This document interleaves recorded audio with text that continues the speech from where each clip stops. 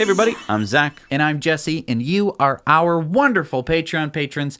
Thank you so much for joining us. Yeah, Thank you so you much guys are the best. I'm super excited to talk to you guys every week, and we've got so many great stories. Let's jump right in. But let's remember that the code word is still Blade Runner. So if you're going to contact us, make sure to use it. It's really working out well.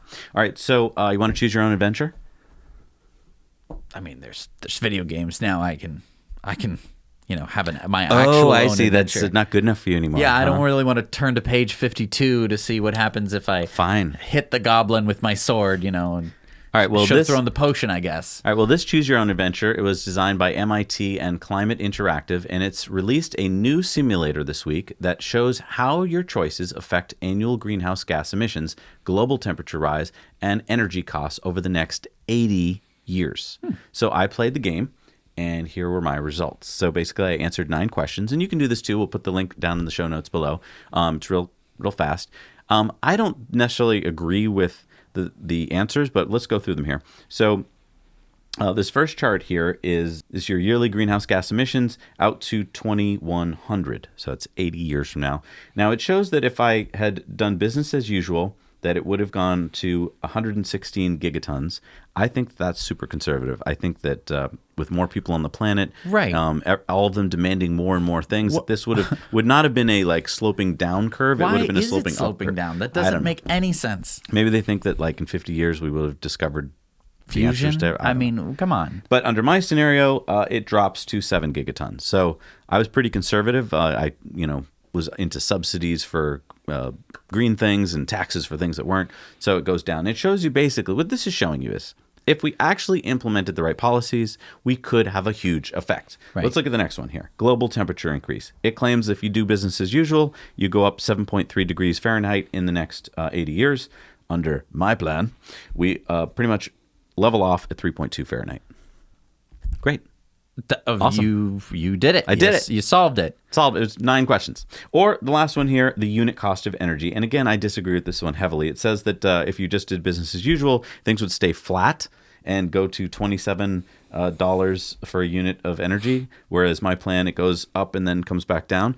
Well, first of all, it's not going to stay flat. You think energy with business as usual is going to stay flat? When has it ever stayed flat? When has it ever consistently maintained a specific price? It goes up, it goes down. Here's the problem with 80 years. I got to be honest. Nobody knows what's going to happen in 80 years. Right. We don't know. You don't know. MIT doesn't know. You can't say in 80 years that maybe we invent fusion and we've got all the power we need. That's very likely. Right. Or everything becomes scarce and we have nothing left on the planet. We don't know. The problem that I don't like with this specific thing is that it treats business as usual. It treats 7.3 degrees of heating to the Earth's atmosphere as able to keep a regular cost of energy. Right. Excuse me? Right. Do you know what those effects are going to have on the extraction of resources like even oil? Right. I mean, there are going to be places on Earth that are going to be pretty damn uninhabitable. Mm-hmm. We're going to need to be making some kind of heat suits that you need to go out in because it's no longer good enough to wear just a t-shirt. It's going to be so hot, you will die if you go outside. That's bad. And that means that people are going to need to leave those places. I don't know if we get into this enough on Tesla Time News or even Patreon bonus stories, but to really dig deep on how the climate crisis is going to impact the world and how it's going to change things, I think that people just kind of push that out of their mind. They don't want to even think about it. They just want to take a look at some numbers and be like, okay, 7 degrees of heating. Oh, it's too much for your brain. I mean, for me to think that you and my grandkids are going to have to live in a world that might be just awful, I don't want to think that. So most times I try not to, which means that I'm not facing the real problem. I should be thinking, oh my God, that's awful, and let's face it. Because let's face it, if we did face it, it wouldn't be that hard. We'd make some tough choices and we'd move on. We made tough choices all throughout history.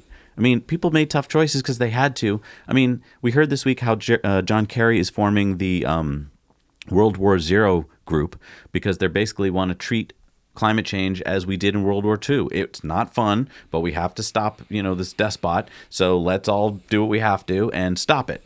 It took some sacrifice, and that's why we call them the world's greatest generation, right? Because they sacrificed so that we could be sitting here now. Right. Well, I would like to be known as the world's greatest generation. Sacrifice so that you and your grandkids can be sitting there now. Right. But it's going to take some sacrifice. Well, and everyone, I think, has... We don't teach sacrifice. No. What we teach is we just watch a bunch of movies where in the third act, everything goes, oh no, everything's bad in the third act. And then you have the Deus Ex Machina where the heroes are saved by some eagles or they fight the bad guy and they win. And then the day is saved.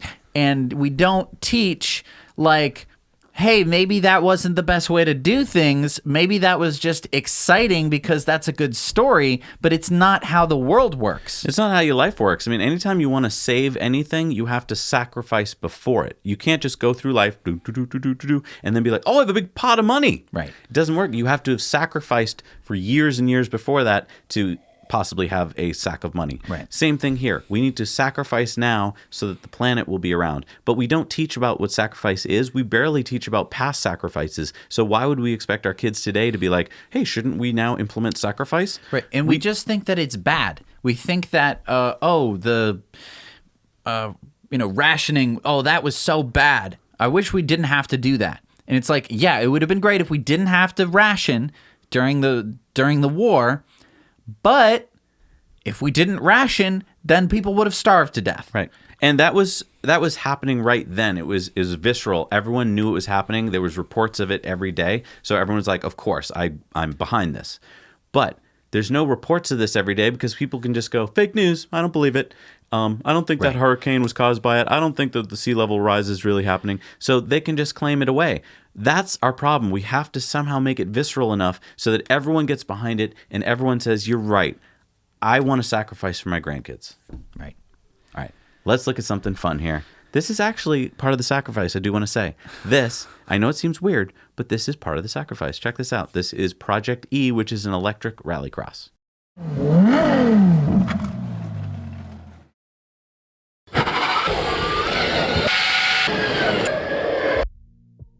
You join us in Austria, where we recently had the opportunity to film something a little different, the world's first ever electric rallycross car. We filmed a full feature for an upcoming project, but wanted to share this behind-the-scenes first look with you. It started life as a Ford Fiesta ST, but has been utterly transformed by the team at Stard. The result is a car that can go from 0 to 60 in just 1.8 seconds. That's faster than an F1 car. But before I got behind the wheel, it was the turn of legendary rally driver François Delacour. Because it's so powerful. Unbelievable. The Fiesta's petrol engine has been replaced by 3 electric motors, 1 at the front and 2 at the back, which combine to provide an all-wheel drive powertrain pushing out over 600 horsepower and 1,100 newton meters of torque.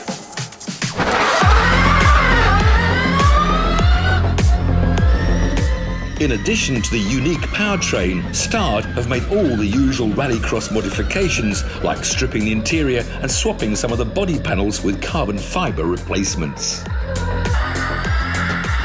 Project E is a series as a result of the cooperation between IMG, the promoter of the FIA World Rallycross Championship, and Stard, our Austrian-based company responsible for the technical powertrain and technical solution in this series. It will be the first ever all-electric rallycross series starting from 2020, allowing private teams to build their own electric rallycross cars based on the kit technology and the technical system we will supply to the teams for the integration.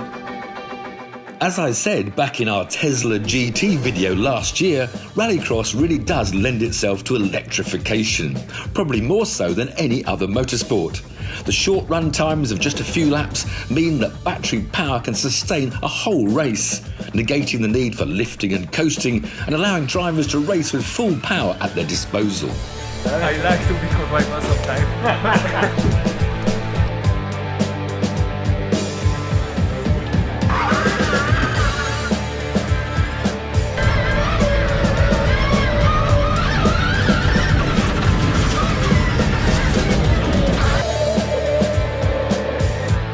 fun, it's fantastic. Unbelievable. Not easy, eh? Not easy at all. Because it's so powerful. Unbelievable. So happy. The most exciting thing is the moment you release the launch button, 1100 Newton meter is in 1 millisecond there, and it's just mind-blowing. You keep the breathe on and you are really surprised by the speed the moment it goes, and that is really interesting.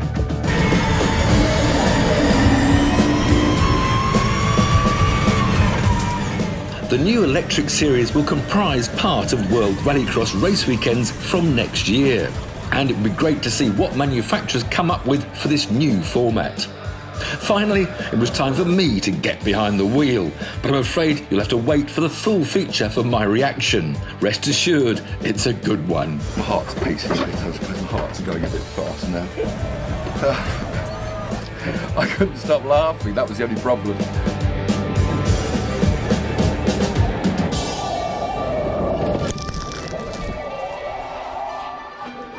All right, now you might be asking, Zach, how can that, which looked like a lot of fun, be a sacrifice? Well, they weren't using any fossil fuels to make that car go around the track. Right. They were all laughing and having a great time. Why? It's more fun, and it's clean. As clean as rallycross can be.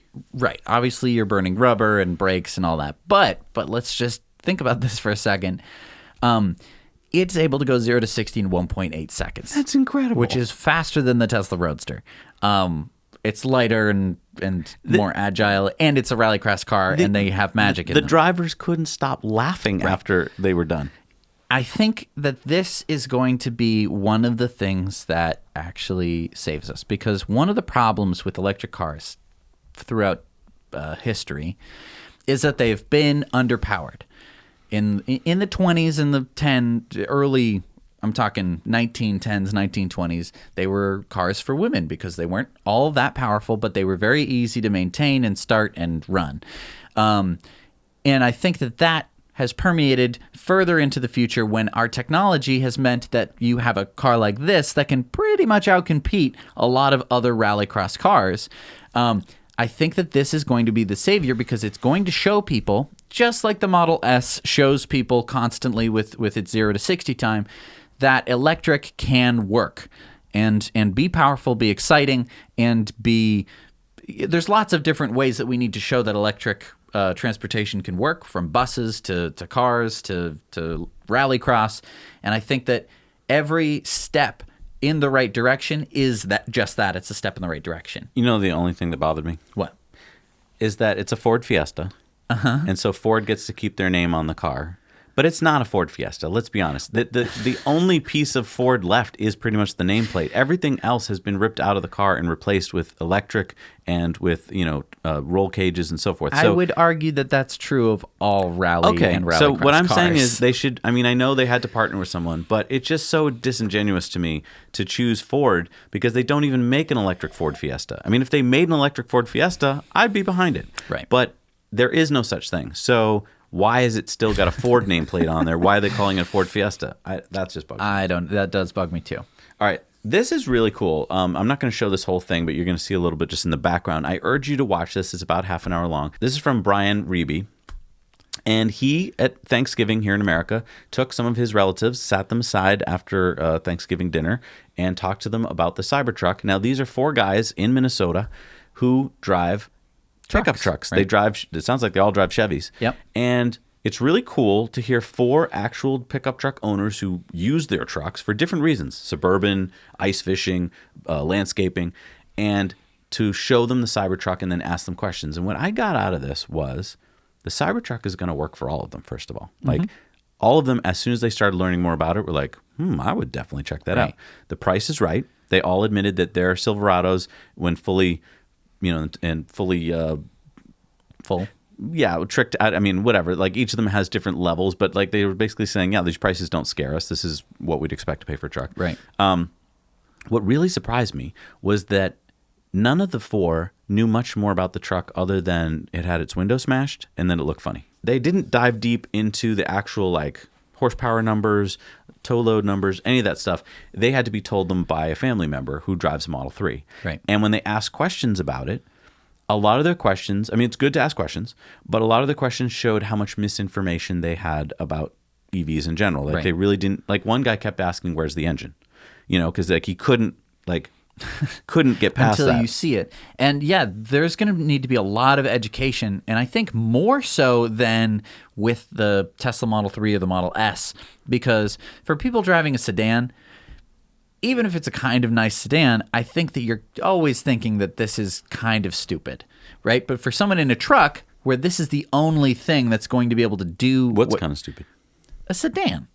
Oh, the sedan itself is kind of stupid? Every time the transmission breaks and you're like, oh, there goes $4,000, you're just like, this is so stupid. Oh, I see. Having There's an ICE gotta be something engine, an else. ICE powertrain. Okay. Right. And I think with the truck, there is nothing else. You can't be like, especially if you're an American truck owner, you're not going to be like, well, maybe I'll get a Honda. No, or there was one truck owner who said, like, I have been looking forward to an electric truck. It's just there haven't been any options yet. Right. But I think that leads to more misinformation among truck owners, because a lot of what makes trucks is that huge engine in the front, and that power is what enables you to do the truck things that you need to do. So that cultural touchstone of having a big, loud, dirty, stinky motor in the front of your truck is what makes your truck a truck. And as soon as you get rid of it, that immediately throws people off, and they're going to start looking for, talk about cognitive dissonance. They're going to be looking for something to differentiate between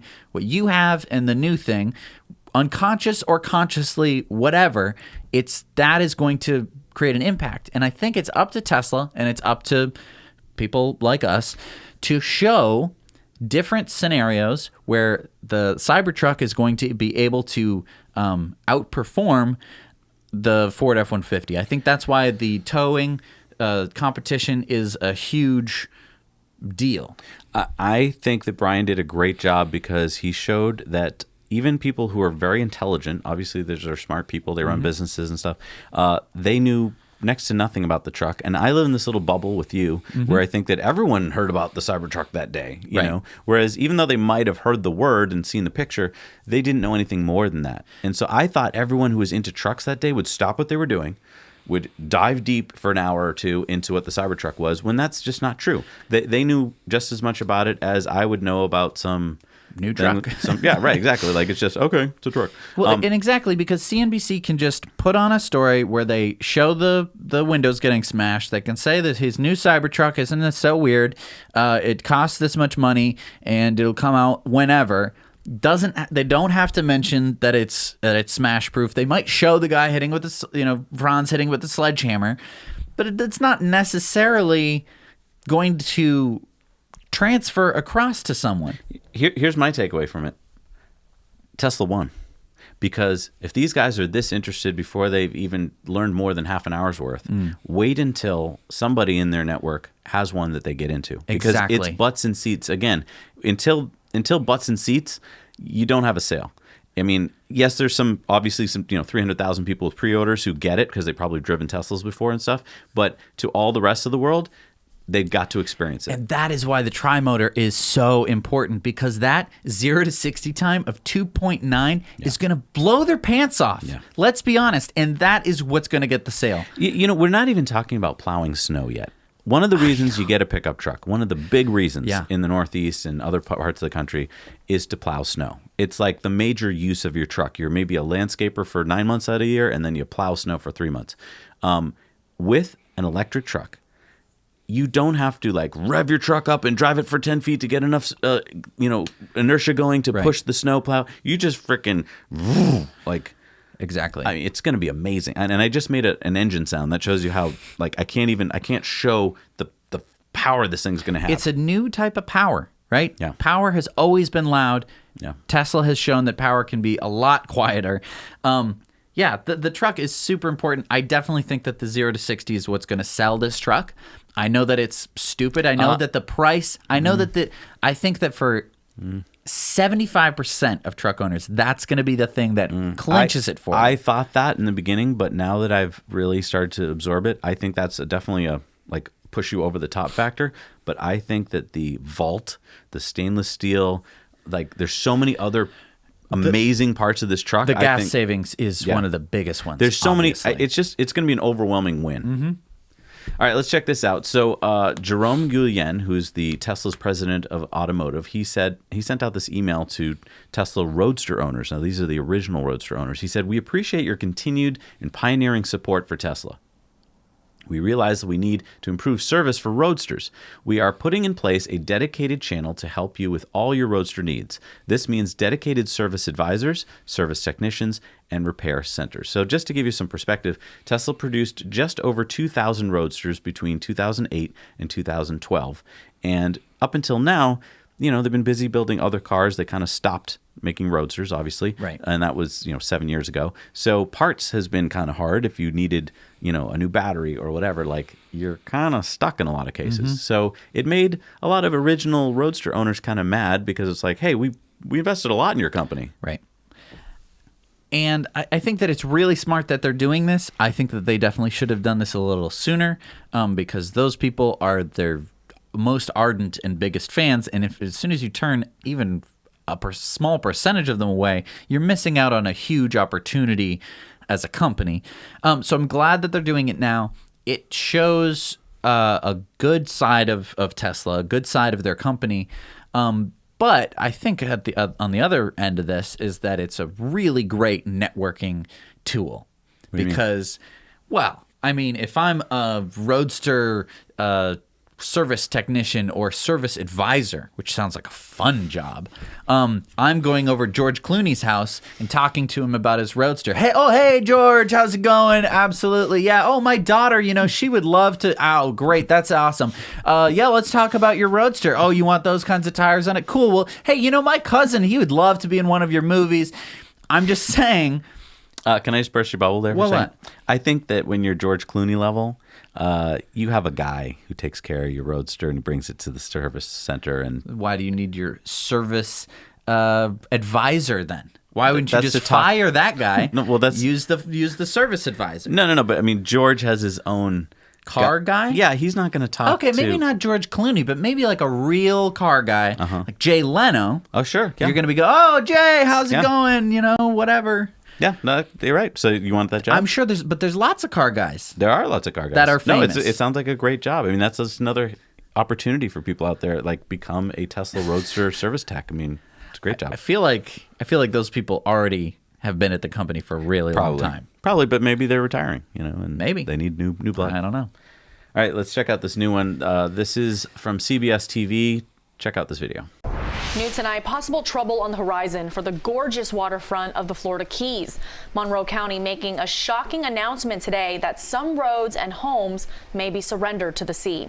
Now, this is all because of sea level rise. The county could let roads sink below the surface, cutting off homes or even neighborhoods. The revelation comes from a study to raise some 300 miles of roadway, likely at a very high cost. CBS 4's David Sutta is here now with the details. David. Yeah, I think after seeing the estimate, more than $1 billion, county leaders said for some neighborhoods it just might not make economic sense to save them. Monroe County is discussing alternatives like replacing roads with boats and raising taxes to pay for the roads that would be raised. The 51-page report on climate change in Monroe County is alarming. Seasonal tides setting records, sea level rise projections increasing, and the Florida Keys now holding the undesirable honor as one of the most vulnerable communities in the country, the most vulnerable in Florida. We're surrounded by water. We have hundreds and hundreds of miles of shoreline, and it comes in from all sides. We cannot build seawalls around the islands. Number one, it would be way too cost prohibitive and it wouldn't necessarily work. The county is halfway through a study to save the Keys more than 300 miles of roads that lead to homes, businesses, and the mainland. Many are projected to completely disappear below the surface in just 20 years. Areas like the Bayside of Key Largo, Sugarloaf Key, and Big Pine Key all appear to be at greatest risk. Preliminary budgets indicate the price tag to raise roads, install drains, and pumps could be $1 billion, possibly even billions of dollars. The Keys aren't going to save everybody, save all the areas, and the Keys aren't going to look like what they look like today. County Manager Roman Gustesi told CBS4 he could see the project funded by increasing sales tax, a resiliency tax. Right now we're at 7.5% sales tax here in the Keys. I've traveled to some areas in the country that are up to 10%. Residents would have the opportunity to vote on it, but even if they find the money, it's apparent some roads, some homes may not be saved. Does it mean that we're going to spend $20 million to get to it for a road to get to 2 or 3 houses? That just doesn't make sense. So we might be better off buying those 2 or 3 houses or letting them know that we're not going to provide the services. He suggests residents may either need to move or rely on boats to get home. The county's sustainability director is holding out hope, though, that innovation and partnerships drive costs down. It's not all doom and gloom. There's a very high hope here.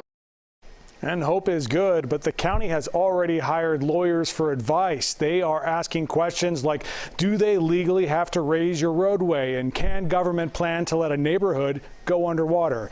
Previous court rulings send mixed signals on all of this. So here is what's next. The study is supposed to wrap up late next year. Decisions on what roads will be saved will then be debated. Assuming that they work that out, they find funding to do all of this, the soonest we could see roads being raised in the Keys is likely 2023, barring no legal fights. David Sutta, CBS 4 News, tonight. Yeah, so that's kind of sad. We've been to the Florida Keys, beautiful place, and what's really sad is that a lot of it's going to be underwater in about 20 years because, as you heard there, it's surrounded on 3 sides. Well, I mean, as county sustainability... 3 sides? Well, right. I mean, there's... all sides. Yeah, I mean, county sustainability director Rhonda Hagg said, we are surrounded by water. We have hundreds and hundreds of miles of shoreline, and it comes in from all sides. You cannot build seawalls around the islands, number one. It would be way too cost prohibitive, and it wouldn't necessarily work. Yeah, we can't protect it. Like, we don't have the resources to build a wall around the entire Florida Keys. And this is just one place. One very visible place. The Florida Keys is a place. You're not thinking about all the rest of the coastline of the United States necessarily, or the rest of the world necessarily. You're not even thinking about that. Florida Keys is one of the first places you think of when you think of like, oh, beautiful island that's connected to the land via a bridge. Now, this is the 3rd most affected county after 2 counties in North Carolina. So basically Monroe County, which is where the Keys are located. What's interesting here is that the county officials are now saying out loud that in 20 years, much of the Florida Keys will be underwater. This was, kept like quiet before. Like no one would really just say it. We all knew it was going to happen, anyone with half a brain, but the government never came out and said it. Now they're saying it because they've done this study and they've, got the preliminary results, and now homeowners are going, wait, so this means what am I going to have to do? I'm going to have to move, or what's going to happen to this road? Am I going to be able to drive to my house? And they're like, I don't know if we can afford to keep that road, like raise that road up. So yeah, we might not be able to support you. So this is just, it's absolutely as bonkers as it feels, because it feels ridiculous to have a place, right, on the ocean that's going to pretty much mostly disappear. I have a question for you. Yeah. Do you think that there'll be people who will actually, because a lot of people are going to be like, okay, I got to sell my house and move, and the price, I would assume, go down because people are like, well, this house will flood. But do you think there's some climate deniers who'll be like, yes, cheap house in the Florida Keys right on the water? I don't know. And be like, I know that the water's not going to rise, so I'm going to buy it for cheap money. I don't know. I don't know. I'm really interested because I wonder if those people, because I mean, if the price is dropping because it's going to flood and you're a climate denier and you're like, this is a great opportunity for me, will it ever sink in at some point when you're about to buy it to be like, you know what, no one else is buying this? Or is it going to be that there's going to be a lot of people like, yeah, sell me those cheap houses. I'm going to live on the water and then I don't live out my dying days here. Well, and then beyond that, regardless of whether they sell their houses or not, the people living there, eventually the ocean is going to come and either flood the houses. So now the first floor of the house is completely flooded. The road is completely flooded on a regular basis, right? It's first going to happen during storm surges, like we see all the time. But it's going to happen more and more frequently, and the water isn't going to go back. But look at Venice. I mean, what they did was they just abandoned the first floors in many of these places, and they just kept moving up. No, I agree. So won't that be? I mean, we see that all over the place. Houses just built up on stilts, where they just replace the first floor with stilts and they go up. Maybe I don't know, but I mean. So now an ambulance isn't going to be able to get to you. Right. The fire department isn't going to be able to get to you. Are there going to be lawsuits? It does seem that way. I mean, you have the government, the laws were not really written for this kind of change, I don't think. They weren't written as that like land would suddenly become ocean. Right. That wasn't really well understood back in the 1700s when we're writing the Constitution. No one was thinking about like, I say, what if the ocean were to come and take the land away from us? And then they would go, but the British are the ones who are taking the land away from us. And they'd say, no, but what if the ocean were the one taking the land? They'd say, I don't know what you're talking about, James Hamilton. Right. You know, whatever. It's not James Hamilton, but you get the picture, right? You know, some old-timey 1700s guy. They weren't thinking about that. No. So we don't have laws in place. So basically the town, the municipality at some point is going to say we can't offer you services. And a bunch of, I would assume, rich homeowners are going to sue saying, well, you are supposed to supply us with services. Right, I bought this house and you never told me not to buy the house. Right. And so now we're going to have, it's probably going to be class action lawsuits. And now is it just going to be that the government is going to be hemorrhaging money for people who lose their houses because they bought their houses on places? Well, and here's the other thing. Insurance companies are not insuring these houses for flood insurance. There's just no way you're getting flood insurance for these houses. So, I mean, that's another thing. Like, you bought your house, there's no flood insurance. So if something bad happens, there's no one there to bail you out. Like, right. No pun intended. Like, that's it. So I think that's what's going to happen. I think that basically we're going to have to pass laws that say if you can't get flood insurance, then we are not guaranteeing that you can keep your house. Like, but then it goes back to, but this isn't my fault. Me buying a house on the ocean, it wasn't my fault. Well, no, it's not. It wasn't my fault that my house is being swallowed by the ocean. Yes, but science Whose fault is it? Well, I mean, the argument I would make is that, like, you are supposed to know that things can happen in the world, right? I mean, if you buy your house on the edge of a cliff, that it could fall off the cliff. Sure, but if your house fell off the edge of a cliff because a mining company mined underneath your house and that's what caused it to fall off a cliff, that would be the mining company's fault. Yeah, so but therefore, but if it's an act of God, it's not though. We know who did it. It's not going to work. We're going to need to identify it. Look, it's not going to work like that. I don't know. They're going to go after somebody. They may, but I don't know if that they're going to. I don't know what the outcome's going to be. I agree. I think there's going to be lawsuits. I just don't know. I think that they're going to go after fossil fuel companies. Is what I'm saying. They could. I think that it's a quite easy thing to do. Right. And I think that who is truly at fault, and I think that you could associate a certain portion of the blame to the fossil fuel companies because they knew that this was going to happen for decades and decades, and that we have evidence that they knew. And so as soon as they knew, I believe that the responsibility was upon them to A, notify, B, start to fix it, and at least notify, right? That would be the first thing, and to not lie about it. I'm with you. You don't seem like you're with me. I don't think it's going to work. I think that why wouldn't it work? First of all, it's not enough money. I mean, when we sued tobacco and we got billions of dollars from tobacco, we did cessation programs for people to get them off tobacco and stuff like that. You're talking about houses. Like, you're talking about having to buy back houses from people, whole neighborhoods, whole cities. There's just not enough money. I completely agree with you. So, I mean, even if you win the cases, even if you get them to start a pot of money, it's just not going to be enough money. Oh, I know that. It's going to be a very small amount, but they're going to be ripped apart. Yeah. That's what I'm saying. And they've got lots of lawyers, and they're going to put all their money against this to keep it from happening, because if they lose one case, they know they're going to practically lose them all. It's going to be like building a sandcastle against the ocean. Yeah. It's just, I think that's what's going to have to happen. All right, so what do you think Tesla's stock price is going to do, Jesse? So I've been studying this in depth, and I will give you my prediction. Okay. Bull case, $500. Oh, wow. It's around 3 something now, so that's great. Bull case, $500. It's going to go, I mean, that's a huge percentage jump. Awesome. Bear case. Okay, bear case. $10. Wait, what?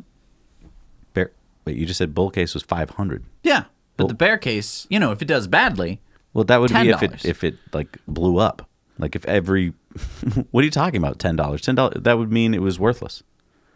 I'm just telling you what my research would suggest, and then base case. So just basically, $250.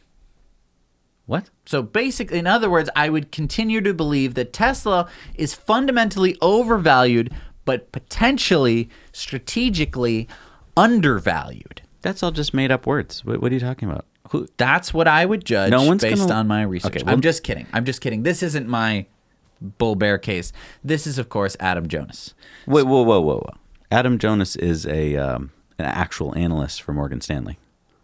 Oh, so you were willing to believe that my bull and bear case would be $490 apart, but no, you're saying I didn't. I thought that was crazy. Now you're telling me an actual analyst said this? Yeah, so he thinks an actual analyst said we continue to believe Tesla is fundamentally overvalued, but potentially strategically undervalued. Right? What the heck does that even mean? It means nothing. It means absolutely nothing because it's like if you ask me, hey, are you going to come to my party tomorrow? And I said, oh yes, maybe, but not maybe.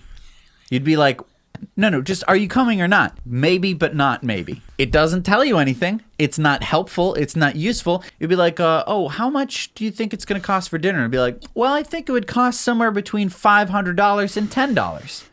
And you're like, no, but like how much roughly do you think? And you're yeah, like, I mean, here's a quote from him. We are cautious on Tesla's prospects in China given geopolitical concerns. We believe that the Model Y will likely cannibalize a significant amount of demand for the Model 3 and see Berlin Giga as a first step for Tesla to ultimately be seen by investors as an auto company rather than a high-growth tech firm with valuation reflecting that at some point.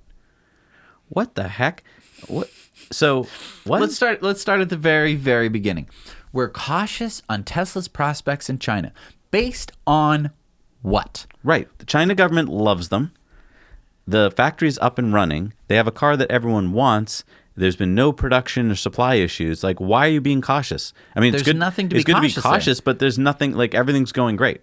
So then next, they believe that Model Y will likely cannibalize a significant amount of demand for the Model 3. Well, first of all, they're producing Model 3s in China, and they're going to sell them and sell them and sell them. So you're telling me the Chinese are going to wait and be like, oh, no, I don't want a Model 3? Well, no, I think he's saying in general, the Model Y will cannibalize a significant number of demand for the Model 3. Okay, but who cares? They make both cars. It'd be one thing right. if, like, yeah, that's bad for Jaguar or something, right. But Model Y, so if they just switch over, and I mean, Model Y and Model 3 are interchangeable. Tesla doesn't care. It's basically the same car. Right. So if they're like, if they're starting to get like 100,000 more orders for the Y, they'll just make 100,000 more Ys. It's not like they need different motors or different batteries. Right. It's the same motors. It's the same batteries. And it's practically the same car. There's more cost. There's more margin on the Y. They're going to make more profit. It's a profit. good problem to have, Yeah. exactly. So then their next thing is that we see Berlin Giga as a first step for Tesla to ultimately be seen by investors as an auto company. Why were they thinking that it was a high-growth tech firm? They aren't making smartwatches. They're making cars. They've been making cars since the beginning, and they're making lots of other things. That's why people think that it's a high-growth tech firm. Right. Well, it is. I mean, right? Yes, I mean it's a hybrid. It's something we haven't seen before. It's a computer on wheels. It's autonomy. That's just the car. Right. Then you have it would be like if Ford was also making wind turbines, which they're not. It would be like if Volkswagen were making battery packs for houses, which they made like 12, I'm pretty sure. They're not making grid scale batteries. They're not making anything like that. So what are you even talking about? Adam Jonas sees that Tesla will sell 100,000 Cybertrucks by the end of 2024 at an average price of $50,000. Additionally, he believes that the Gigafactory in China could perform better than anticipated and reach a production rate of 450,000 units per year by 2024-2025. So I thought he was cautious on the Gigafactory in China. Now he's really gangbusters, but he's super cautious on Cybertruck. Why are you cautious on Cybertruck? They have orders for 300,000 of them. And if you are to believe Elon's numbers, and let's say you don't believe, let's say that you think that 50% of the people who ordered Tri-Motors, the Tri-Motor Cybertrucks, are people who are just wanted to throw $100 in a pot. Being expressive, right? it still would have the average price of the Cybertruck over $50,000. Right. We already know that 41% of them want the highest priced one. Exactly. And that's not including, Adam, the $7,000 for full self-driving that a lot of them will want, especially since a couple years from now, full self-driving will do so much more. Not to mention that they'll have this electric ATV, which I think a lot of people are going to want to throw in. Hey, throw one of those in. Right. And there could be lots of other stuff, the camping option. Yeah. There's lots of other things you could be adding. The trailer. Right. There is so much more let's just stuff. talk about that for a second. Tesla's just opened up a whole new bunch of products. But let's talk about this 100,000 Cybertrucks by the end of 2024. It doesn't make any sense. Right? The only way this makes sense using math is if you take what you think is actually going to happen and then divide it by about 4, maybe 2. It's super obvious. I remember when I was in first grade, we were doing a math problem, and my teacher wanted to know how I got a certain answer. And basically, it was just a math problem written out. And then she was like, well, how did you get the right answer? Because your answer is right, but the work that you're showing is completely wrong. And basically, I had done some math wrong somewhere, and then to correct, I said, then add 5. And she said, where did the 5 come from? And I said, well, you need to add the 5 in order to make the equation equal 30. And she said, you can't do that. And I said, why not? I just did. That doesn't work mathematically. I understand now because I'm not a first grader. I'm not an idiot, right? That you can't just pull numbers out of thin air, put them into an equation. Well, that's what I'm saying. How does he get to say on one side that China, which he just said he was going to be cautious on, is going gangbusters, but the Cybertruck, which everyone is going gaga over, he's like, well, I'm going to be real conservative on that. Like, what? Anyway, look at his chart here. This shows what he's been recommending during the past, since January of 2018. Do you see those little things there? They say hold. That means don't buy, don't sell, hold. Okay, so what? Now, I have a theory. Okay. That someone kept calling him to get the official his take, and that basically they were put on hold, and they're like, please hold, and then the person just wrote down hold and then made this chart. I know that didn't happen, but wouldn't it be funny and give him a little bit more cred if that were true? Because let's take a look here now, contrast Jonas's take with Alexander Potter, who works for Piper Jaffray, who's another analyst. And here's his recommendation chart. He's been ranking Tesla a buy since January of 2018. So see all those little boxes? Those all say buy, buy, buy, buy, buy, buy, buy, buy. Keep buying, just buy. And he started skeptical about the Cybertruck when he first saw it, and now he says, I began considering the possibility that all other pickup trucks might actually be pretty crummy, and that Tesla's Cybertruck is the only pickup truck worth ordering. So Potter has raised his Tesla target from 372 to 423. Funny thing, Adam Jonas used numbers like 500 for bull, 10 for bear, whereas Potter uses numbers like 372 and 423, things that he actually derived from using some math. Right. And it's just so frustrating that Adam Jonas will get airtime. He'll be able to mention his thoughts about Tesla when no work was put into it whatsoever. No discussion, no research. Well, and do you know what his success rate is? What? 50%. So you're saying to me that if I was like, hey, should I buy or sell this stock? He would give me just about as good advice as a quarter. Right. I could just go ding, and then it would say heads I buy, tails I sell. Right. And that would be my rating for everything, and I would be just as successful with my quarter. I mean, he has an average return rate of 7.8%, but you have to keep in mind the whole world economy is doing so well that if you had invested in just your basic thoughts, you probably would have done better. Right, or any mutual fund, basically, Right, the S&P 500, right, anything like that, and it would be climbing at about the same rate. So he's just kind of. Why does anyone listen to him? Exactly. Because I just want to posit here. If you're watching this show and you're this in-depth on watching the Patreon bonus stories, you probably know more about Tesla and electric vehicles in general and all these companies than any of these analysts, because all these analysts have to analyze not just Tesla, but dozens of other companies. And they're so wrong about Tesla. So you guys know, I mean, look, we've been doing this for over 3 years. Right. How wrong have we been? I would just like we've predicted a lot of things, and I don't think we've wildly over-predicted anything. In terms of what Tesla's actually accomplished. Right. The stock price is its own thing. And, I mean, we've been saying that Tesla will survive and it'll do well and blah, blah, blah, all this time, and it is. Like, it's doing super well. And, in fact, better than I possibly thought. I didn't think 3 years ago that we'd be talking about a Cybertruck made of stainless steel. No. I didn't think that was with a 500-mile range. Right. That would have just been, like... We would have been out of our mind, but yet it's happening as we speak. Right. I would have been happy with like 150 miles. I'd have been like, well, I know it'd be such a bigger truck. So when these guys say like they have a target price of, $423 or $500, what are you talking about? This company is like the beginning of the most amazing company on earth. It could possibly go who knows how high. Now, keep in mind that Jesse and I own stock in Tesla. We're long on Tesla. We love the company. And we're not stock analysts. We're not stock analysts. Thank goodness. Do not use our analyst advice as your sole way to invest. You should research it yourself. But yeah, these analysts, I don't know why they get the paychecks they do. All right, let's move on to this. This is an interactive report in the New York Times about PM 2.5 pollution and how fine particulates in air pollution are killing 4.2 million people a year. That's right. In 2015, in 2015, 4.2 million people died around the world prematurely because we burn things. So check out this summary quote from the article. Coal in power plants, gasoline in cars, chemicals in industrial processes, or woody materials, and whatever else ignites during wildfires. The particles are too small for the eye to see, each about 35 times smaller than a grain of fine beach sand, but in high concentrations they cast a haze in the sky, and when breathed in, they wreak havoc on human health. And if you're like, well, that doesn't matter to me because I live in the United States. 88,000 people died in the United States in 2015 prematurely because of air pollution.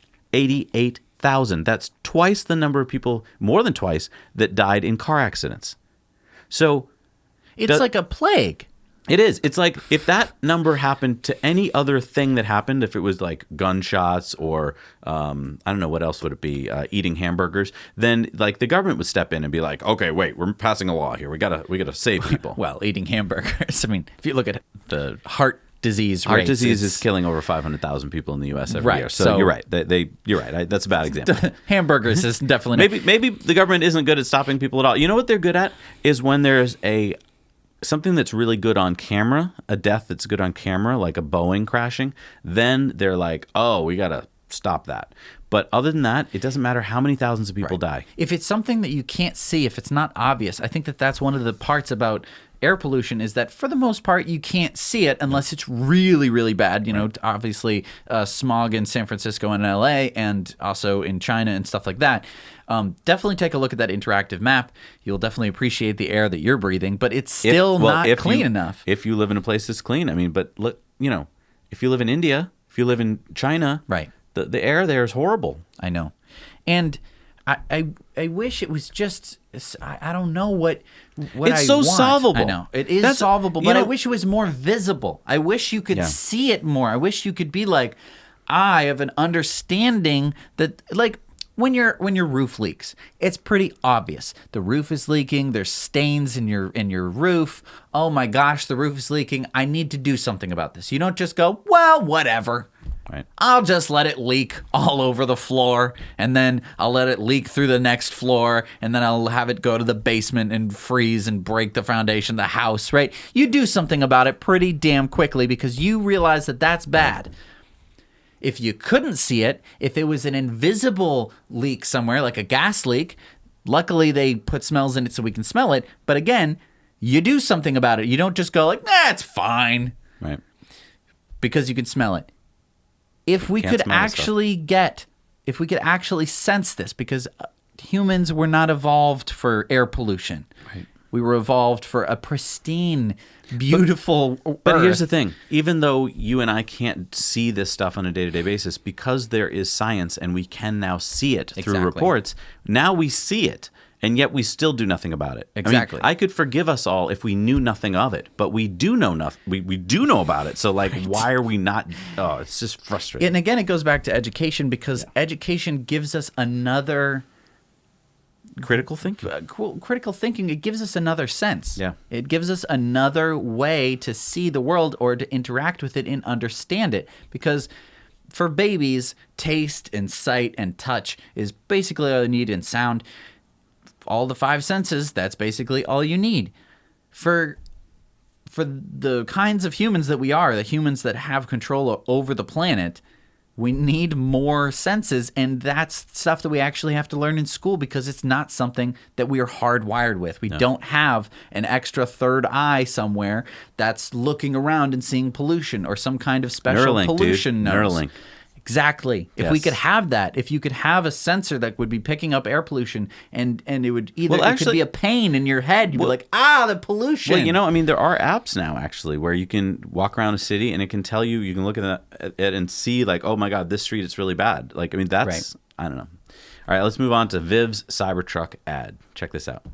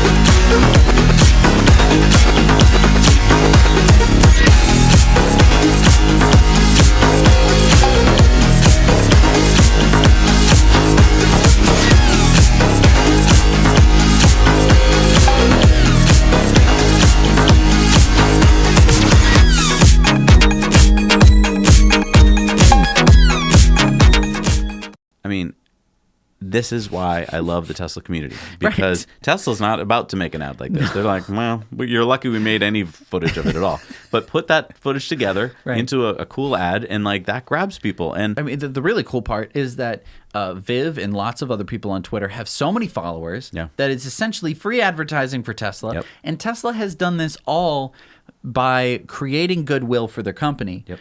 And that has saved them billions and billions of dollars. And that, I think, is the biggest takeaway from this ad, is that this would have cost millions and millions of dollars, billions of dollars in advertising to get it to people's eyeballs. And now through Twitter, we're able to hijack the what you normally would have had to put on a football game. Now people are seeing it on their own. Yeah. I mean, it's changed. We're seeing it in political campaigns. We're seeing it all over the place. Like what used to be, you just had to force the media to play your ad. Play it. I'm paying you $1 million. Play it. Play it. Now it's like, oh, I want to see this. Right. Like, that's the difference. Right. And lastly, here we have a story from Chris from Dirty Tesla. So go check out his YouTube channel. And he has an impressive video of his car avoiding construction barrels. Now, this, as we're watching here, he plays this game, which a lot of Tesla owners do, which is to film themselves, kind of challenging themselves to not take over if they can possibly not have to take over. It's a challenge. It's a challenge more for Tesla than themselves. Sure, but I mean, well, it's tough though. I mean, when you're driving along and watching the car do something that you're like, oh my God, I might hit the gun. I don't challenge myself like that. Right. So anyway, he did, and it worked out great. Look at, I mean, it did not hit the barrel, which is basically almost in the middle of his lane. The car actually kept going over as the barrels were moving him over, and then swerved out of the way to miss that barrel. That's incredible. Super impressed with that.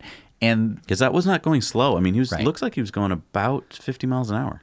At least. Yeah. I'm really, really impressed by this, and this is what we're talking about when we're talking about full self-driving, is the ability to do stuff like this multiplied by a lot more, obviously, but Tesla hasn't turned that on yet.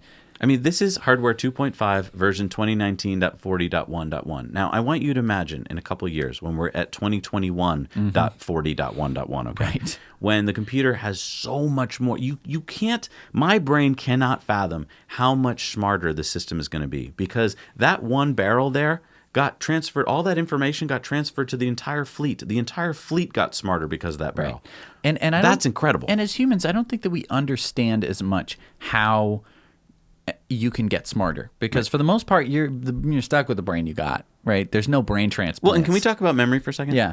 I have a horrible memory. We've now been learning about the brain that you have a certain amount of memory, and then your brain gets full at about the age of 28, and then after that you either have to get rid of some memories to make room for more, or there's no more room. Right. So that's why when you put your car keys down and you're like, where are my car keys? You only remember that one thing. Right. So if you want to remember them, you have to like sing a song about it, like put my car keys on the table, right? So that you put it into a different part of your brain.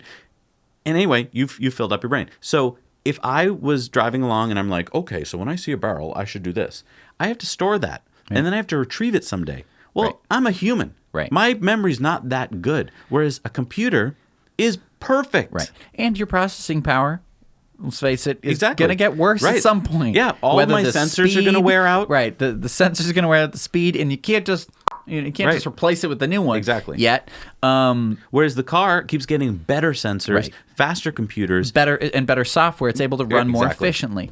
And that's, so that's what's so amazing about humans who are like, I don't think a car will ever beat a human. Right. It's because they don't think that they would ever be able to, evolve themselves. I think that you'd almost have to be conscious of yourself going through puberty and getting your frontal cortex to be able to realize, like, oh, I used to be dumber than I used to be, right? And I think some people can kind of grasp that, but I think that none of us can truly appreciate how stupid we were when we were kids, that we were missing a whole section of our brain that hadn't developed, and we had to go through puberty to get it. It wasn't just like we went to the store one day and someone went like, okay, open your brain, pop in this new squishy module, and all of a sudden you're a fully functioning adult. We're learning now that human brain doesn't fully evolve the full frontal lobe until like the age of 30 for some people. So it's like, yeah, there's a lot of learning to happen here. Anyway, this is just amazing to me, and it's just going to keep being more amazing. Yeah. So you guys are amazing. Thank you for supporting us.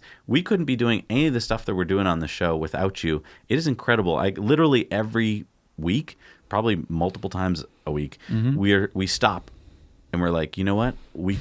How are we able to do this? Right. Like, we literally were sitting. Do you remember the days when we were sitting in the Tesla Model X, recording with the camera on the It would have been a dash? day like today. We would have blasted the heat. Then we would have to shut it off for an hour. Let the car. The car would have just consistently. If you go back and watch colder. those old shows, you'll see us either getting hotter on summer shows or colder on the winter shows. Before our brains talk about dumb. Before we're like, do we have to record in this car? Why are we doing that? And now we can record in here with lights that stay here. We don't have to unsuction cup them from the windshield and stuff. So we're so lucky to have you guys help support us, help enable us to have a set like this that we don't have to break down every week, reset up. They are part of our neural net. It's true. If you really think about it like that. They feed us information and stories, fill out our polls. You guys are the best. So thank you for joining us. Yeah. And we'll see you next week. You know we will. Now you know.